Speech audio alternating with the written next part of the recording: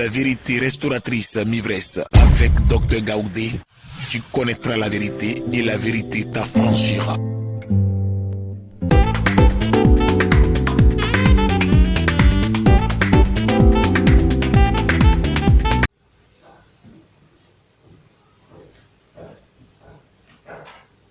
On baisse la tête pour cette parole. Papa, merci pour ta parole que tu nous envoies aujourd'hui encore. Papa, viens nous enseigner. Parle à tes enfants que nous sommes. Manifeste ta puissance. Sauve-nous, Papa, à travers ta parole. Au nom de Jésus. Amen. Que le nom de Dieu soit béni. Je vous salue tous dans le nom de Jésus-Christ de Nazareth. Aujourd'hui, l'Éternel veut te parler, l'Éternel veut nous parler, l'Éternel veut me parler. Et cette parole est tirée de Matthieu 21, versets 6 à 11. Cette parole est tirée de Matthieu 21, versets 6 à 11. Et la parole de Dieu nous dit, les disciples allèrent et firent ce que Jésus leur avait ordonné. Ils amenèrent l'ânesse et l'ânon, mis sur eux leurs vêtements et le firent asseoir dessus. La plupart des gens de la foule étendirent leurs vêtements sur le chemin, d'autres coupèrent des branches d'arbres et enjonchèrent la route. Ceux qui précédaient et ceux qui suivaient Jésus criaient, Hosanna au fils de David, béni soit celui qui vient au nom du Seigneur. Hosanna dans les lieux très, très hauts. Verset 10. Lorsqu'il entra dans Jérusalem, toute la ville fut émue et l'on disait, qui est celui-ci? La foule répondait, c'est Jésus, le prophète de Nazareth en Galilée. Parole de l'Éternel. Amen. Alors donc aujourd'hui, la parole de l'Éternel que tu viens d'écouter dit quoi? Ce texte nous parle de l'entrée de Jésus à Jérusalem. Avec quels moyens Jésus est entré à Jérusalem? Comment Jésus est entré à Jérusalem? Comment cette entrée était? Pourtant, ce n'est pas la première fois que Jésus entre à Jérusalem. Voyez, la Bible dit à ce sujet, Jésus étant né à Bethléem en Judée, au temps du roi Hérode, voici les mailles d'Orient arrivèrent à Jérusalem. Ce n'est pas la première fois que Jésus rentre à Jérusalem. Il était venu, alors Matthieu 2, verset 1 le dit, alors ils étaient venus adorer Jésus. Mais le livre de l'Évangile, le livre de Luc, on va chercher le livre de Luc, qui va nous préciser quelque chose. Parce qu'aujourd'hui, tu vas savoir pourquoi Jésus rentre à Jérusalem, et puis il y a toute cette histoire. Amen. Luc chapitre 2, verset 41. Chapitre 2, verset 41 à 43. Et la parole de Dieu dit quoi? Et dans cette parole-là, les parents de Jésus-Christ sont partis à Jérusalem. Amen. Les parents de Jésus allaient chaque année à Jérusalem à la fête de Pâques. Chaque année, ils vont à la fête de Pâques. Donc, ils vont avec leurs enfants. Mais voilà la précision qui va venir. Lorsqu'il fut âgé de 12 ans, ils y montèrent selon la coutume de la fête. C'est-à-dire quand Jésus a eu 12 ans, il est parti, ses parents sont partis avec lui à Jérusalem pour la Pâque. Puis, quand les jours furent écoulés, au verset 43, quand les jours furent écoulés et qu'ils s'en retournèrent, l'enfant Jésus resta à Jérusalem. Son père et sa mère ne s'en aperçurent pas. Voilà, donc Jésus, quand ils ont fini la fête, Ils sont répartis, puisque les voyages se faisaient à pied, toute la foule, tous ceux qui étaient venus, tout le monde partait. Jésus est resté à Jérusalem. Et c'est en ce moment-là qu'à 12 ans, il a enseigné les grands maîtres, il a enseigné les grands docteurs, il les a enseignés, et ça a provoqué un étonnement. Donc Jésus était, donc il est passé déjà à Jérusalem. Amen. Jésus est donc déjà passé à Jérusalem. Toi qui m'écoutes ce matin, il y a quelque chose qui t'est réservé. Amen.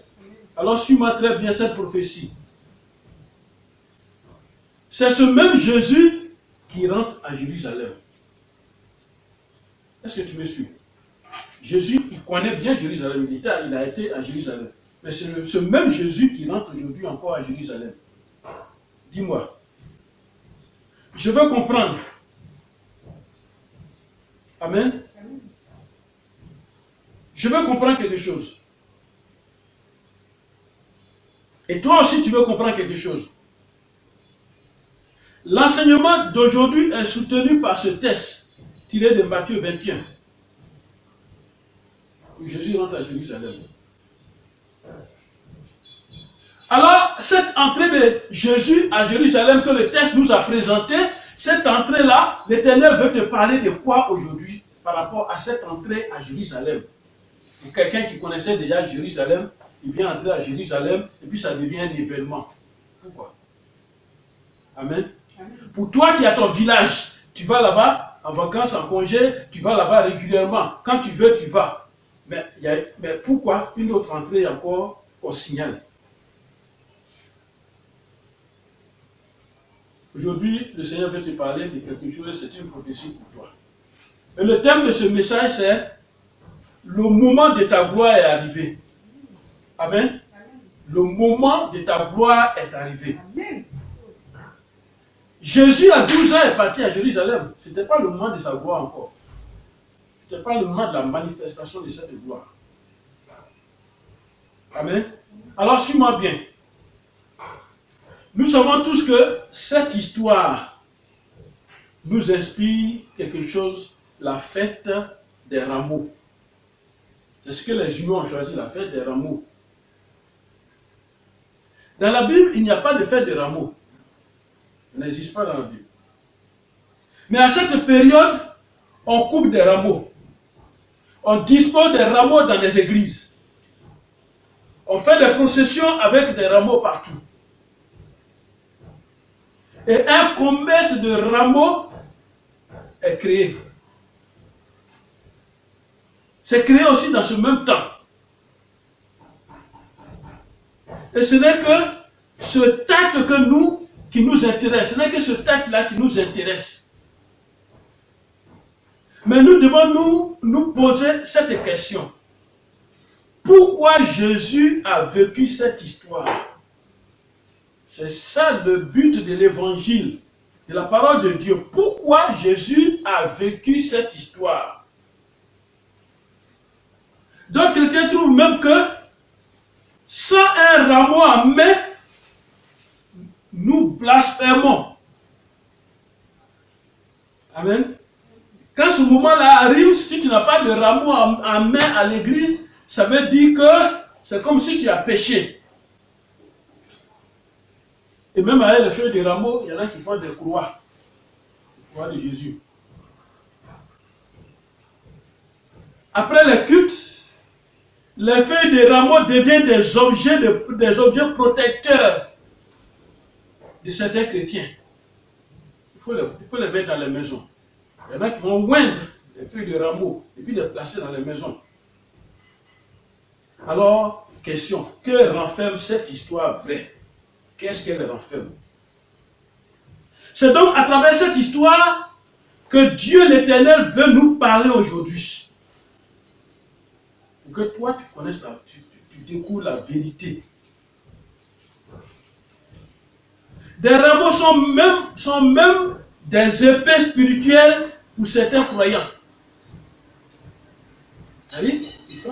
Pour lui, c'est une épée. On met une huile sainte dessus. Voilà, c'est l'épée. Amen.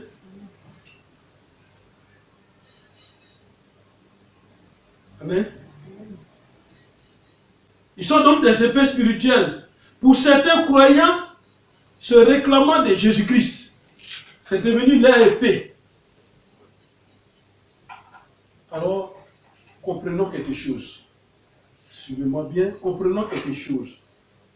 Allons dans le vif du sujet maintenant. Comprenons quelque chose.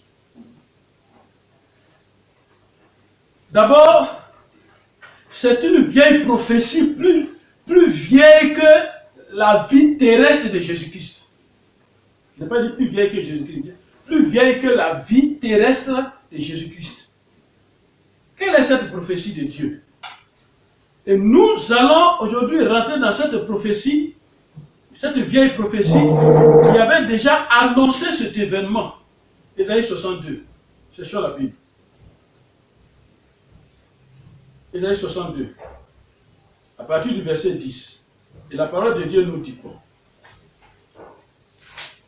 Dieu avait déjà utilisé le prophète Ésaïe pour parler de cet événement. Il dit franchissez. Il dit franchissez. Franchissez. Franchissez les portes. Franchissez les portes. Un instant.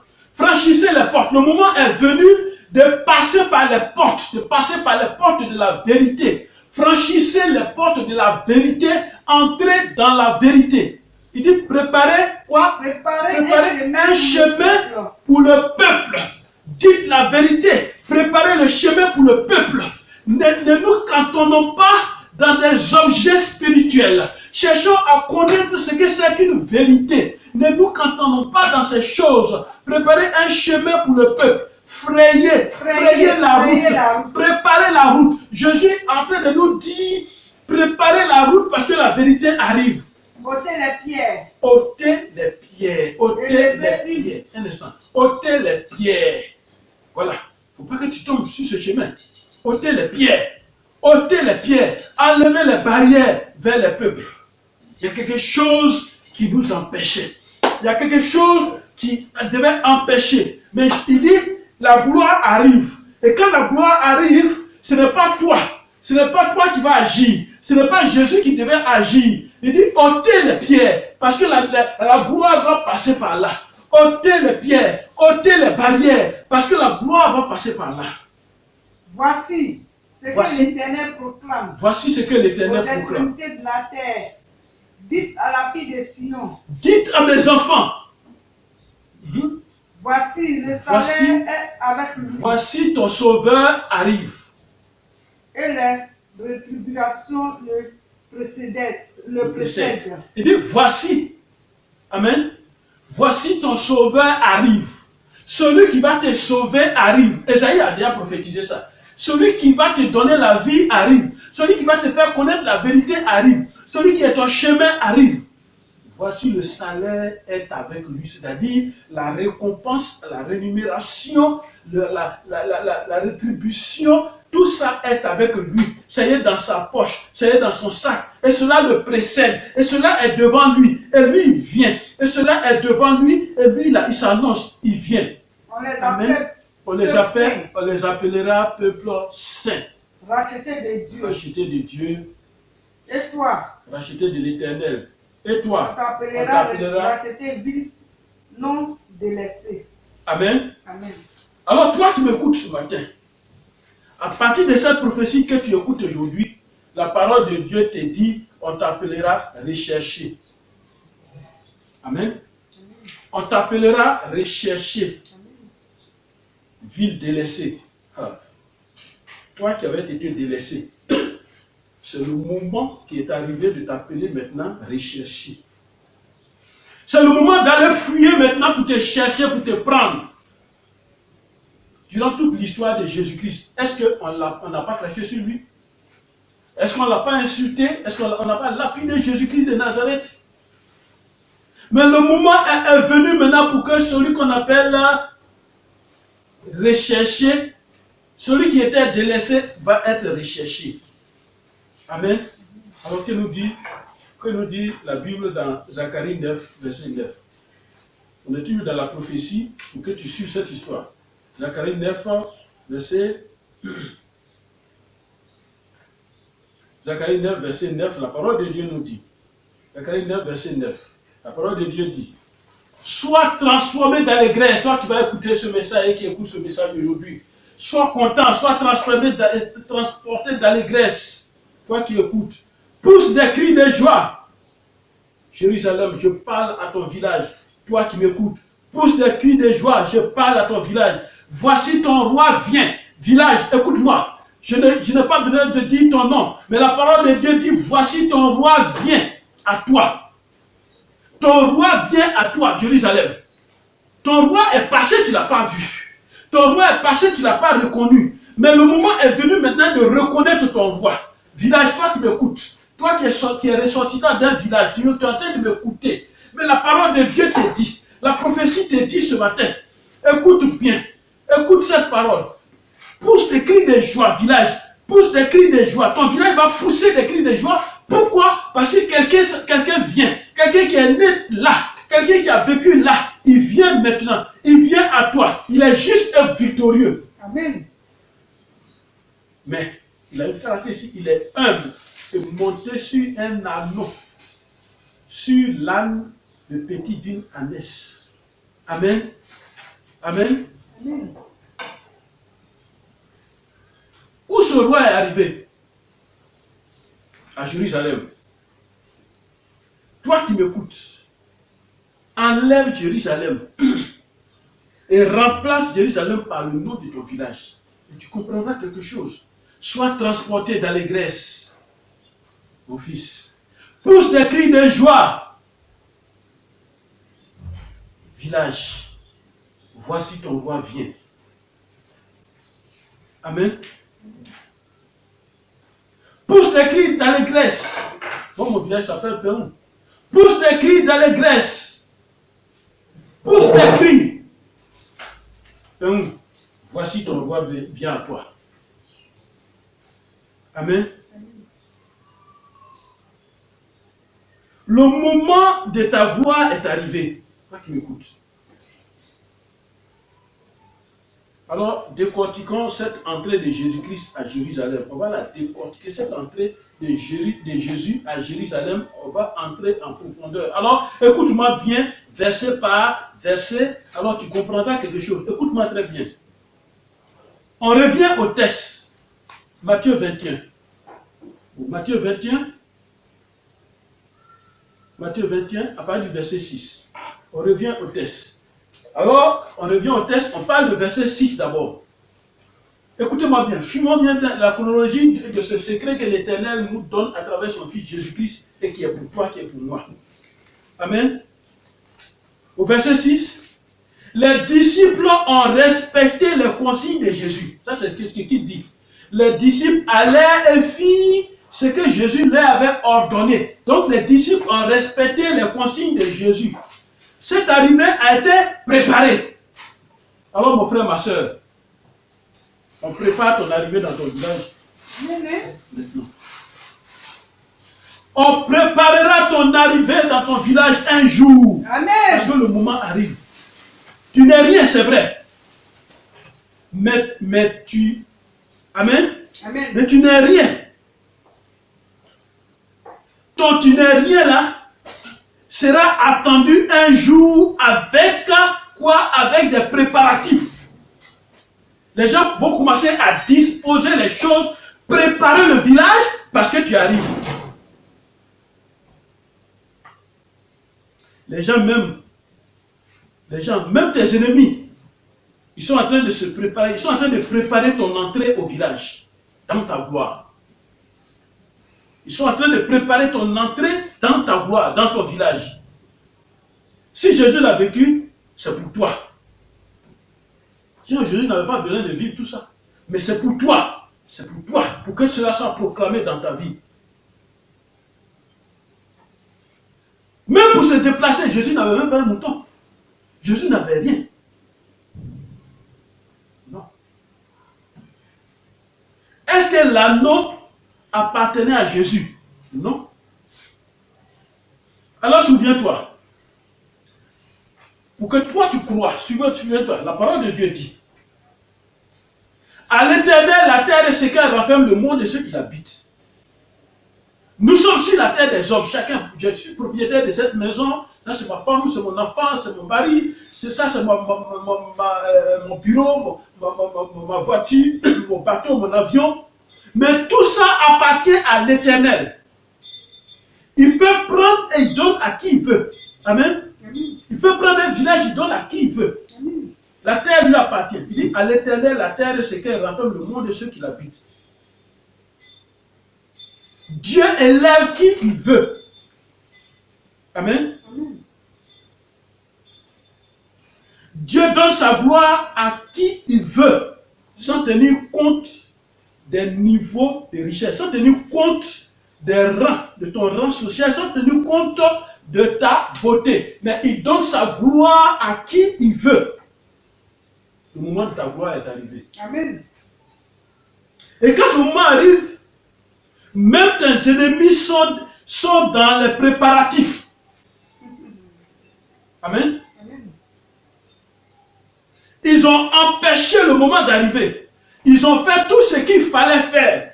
Mais le moment est arrivé. Le temps des préparatifs est arrivé.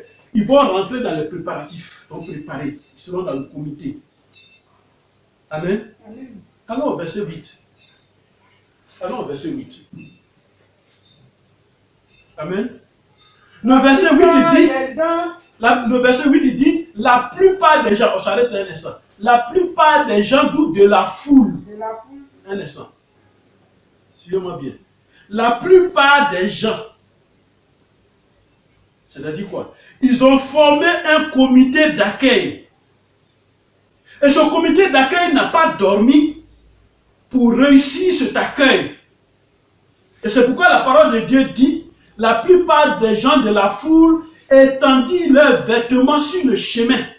Regarde ce qu'ils vont faire. C'est ton accueil. C'est ton accueil qu'ils vont préparer. Ils sont en train de préparer. Quand Jésus devait arriver, est-ce que Jésus a fait réunion avec eux pour dire, j'arrive, alors préparez les pagnes, vos vêtements, préparez les branches, préparez les feuilles pour mettre sur la route, et puis je vais marcher dessus? Non. Quand le moment de la gloire de quelqu'un arrive, le pain le plus cher d'une autre personne, là, il met à terre. Et puis tu vas passer dessus. Amen. C'est ton accueil. C'est ton arrivée dans ta gloire. Les gens feront des décorations à cause de toi. Amen. Mais retournons au verset 7. On a parlé du verset 6 et 8, mais retournons au verset 7, vous allez voir. Il dit, ils font quoi? Ils amenaient la nef et l'ânon mis sur eux leurs vêtements et le fit asseoir dessus. Là, c'est à leur temps, il n'y avait pas de voiture, il n'y avait pas d'avion, il n'y avait pas. Voilà, c'était les moyens de déplacement, les chameaux, les quoi. Bon, ça fait tout ça. Donc, mais Jésus, lui, l'a choisi. Dans son humilité, il a choisi l'âne. Amen. Est-ce que c'est Jésus lui-même qui a cherché l'ânon? Non. On dit, ils amenaient l'ânesse et l'ânon. Est-ce que c'est Jésus lui-même qui a détaché l'ânon? Non. Des gens sont prévus par Dieu pour dégager les grands moyens de ton entrée dans ton village un jour. Amen. Amen. Est-ce que c'est Jésus lui-même qui a détaché l'anneau? Des gens sont prévus par Dieu pour dégager les grands moyens. Pourquoi? Les grands moyens de ton entrée dans ton village avec gloire. Amen. Tu ne sauras même pas comment ce véhicule de luxe a été préparé et trouvé pour toi. Tu ne sauras même pas. Tu ne sauras même pas comment cette voiture de luxe. Tu ne sauras pas comment cette voiture de luxe là va te transporter. Comment on va chercher le chauffeur qui va te transporter? Tu ne sauras pas. C'est parce que ta gloire est en train de tout disposer actuellement. Amen. Le moment de ta gloire est arrivé. Regarde bien ta vie. Les éléments de cette gloire sont en train de se réunir actuellement. Les éléments sont en train de s'installer actuellement. Les éléments sont en train de se mettre en place. Mais toi tu pleures, ta gloire arrive. Alors au verset 9 du texte du jour. Il dit, au verset 9, il dit, ceux qui précédaient et ceux qui suivaient Jésus criaient. Voilà, un instant. Et il y a quoi? Hosanna au fils de David. Hosanna au fils de David. Un instant. Amen. Amen. Amen. Au verset 9, il a dit, ceux qui le précédaient. C'est-à-dire quoi? Il y aura des gens devant toi pour ta sécurité. Mais pourtant, ce n'est pas toi qui as prévu ça. Amen. Hein? Des gens vont dire quitter. Quitter devant, quitter. Il arrive. C'est ce que l'Éternel, la prophétie, appelle ôter les pierres.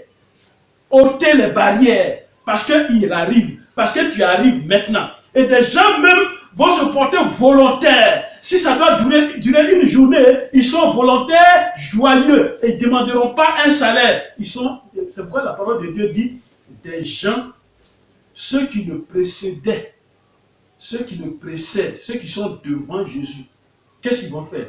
Ceux qui le précèdent, ils criaient Hosanna au fils du roi. C'est-à-dire, eux ils sont devant, puis ils chantent ta gloire. Amen. Hein? Ils sont devant, puis ils chantent ta gloire. Et pendant ce temps, il y a un déblayage. On est en train de nettoyer le chemin. On est en train d'enlever le chemin. On est en train d'enlever les barrières sur le chemin. Amen. On est en train d'enlever ces choses-là sur le chemin. Ces gens diront, Amen. Ces gens diront à la foule, ils sont devant, ils diront à la foule, libérez le chemin. La gloire arrive. Une gloire arrive. Libérez le chemin. Des gens seront devant toi pour ne pas qu'on te touche. Parce que tu deviens précieux maintenant. Parce que la gloire qui est sur toi t'a rendu tellement beau et propre. Il ne faut pas qu'on te touche. Amen. Cette voiture qui te transporte, ou cette voiture qui te transportera, étonnera le monde. Amen. Et c'est en ce moment-là, maintenant, ce que tu n'as pas prévu, et qu'eux-mêmes ils ont apprêté, c'était instantané. Amen.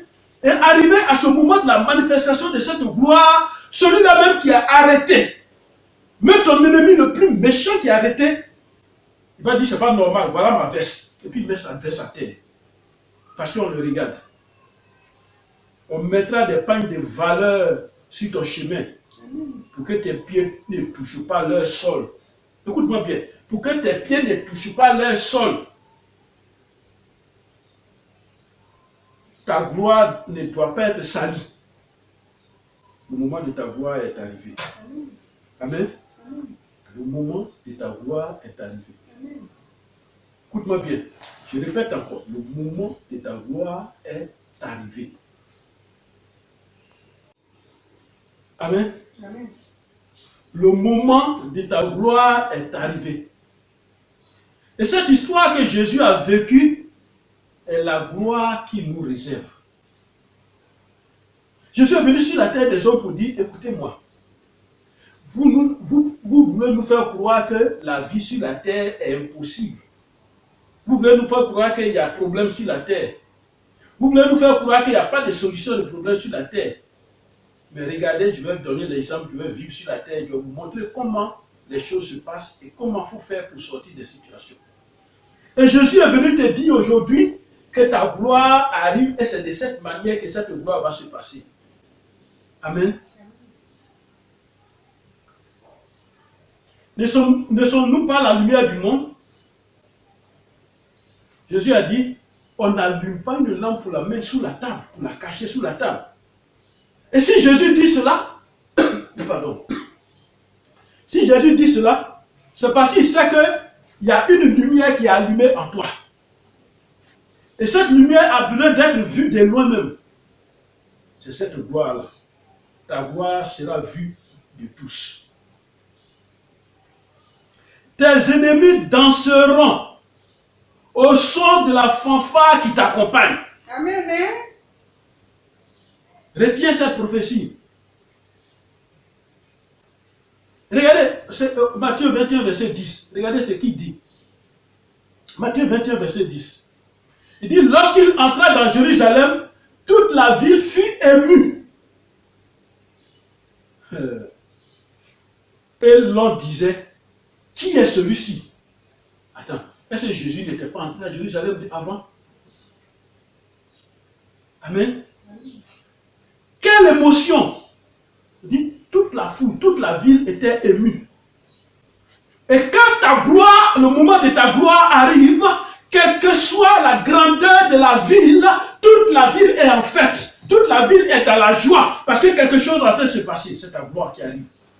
Et ta gloire peut être dans ce village, dans cette ville. Et on dira, qui est celui-ci? Qui est celle-ci? C'est qui? On dit non, c'est Jésus de Nazareth. Une manière de dire, c'est celui-là qui transportait les bagailles pour avoir 25 francs, 100 francs. C'est lui qui vient maintenant dans sa gloire. C'est celui-là qui n'avait même pas de chaussures. Toutes les chaussures étaient déchirées, il marchait. C'est lui qui vient dans sa gloire maintenant. Et toute la ville, les autorités de la ville, toute la ville, toute l'organisation de la ville est en éveil. Tout le monde t'attend. Écoute ce que la foule, même les sorciers qui te combattent, écoute les paroles. Allons dans Matthieu 21, verset 11 encore. La foule répondit. Amen.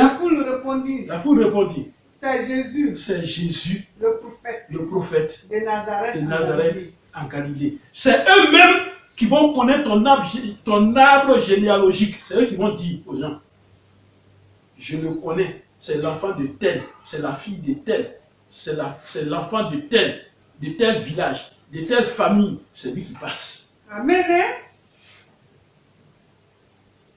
Le moment de ta gloire arrive, mon frère, toi qui m'écoutes. Le moment de ta gloire est arrivé. Écoute-moi bien. C'est le moment de la manifestation de ta renommée éclatante. Ça vient. Cette manifestation vient. C'est le moment de la manifestation de ta célébrité. C'est le moment de la manifestation de ton grand prestige. Même cette réjouissance sera dans l'esprit de tes ennemis. C'est-à-dire, dans leur esprit, là, ils seront contents. Ils seront contents dans leur esprit. Ce n'est pas physique. Parce que la joie vient de l'esprit, de l'âme, et ça se manifeste dans le corps. Cette réjouissance-là, ils vont vivre cette réjouissance dans leur esprit. Dans leur esprit, tes ennemis chanteront pour toi, avant que le chant ne soit physique. Amen. Ta gloire est ce qui constitue l'occasion de ta légitimité. C'est ça ta gloire. Il faut qu'on te reconnaisse. Et ta gloire te dit, tu es devenu une personne illustre qui marque son époque. C'est ce que ta gloire est en train de te dire. Et c'est en toi. Allons dans Jean 12. Allons dans le livre des évangiles. Jean chapitre 12. Jean chapitre 12. Au verset 15. La parole de Dieu dit, écoutez-moi bien. La parole de Dieu dit, ne crains point. Là, il a mis fille de Sion. Mais toi qui m'écoutes, ne crains point. Voici, ton roi vient, assis sur le petit d'une ânesse. Amen. Voici, le roi qui est en toi, il arrive maintenant. Le roi qui est en toi est en route. Il vient. Il est humble. Et il ne fait pas de tapage. Il ne donne pas l'argent aux gens pour organiser sa réception.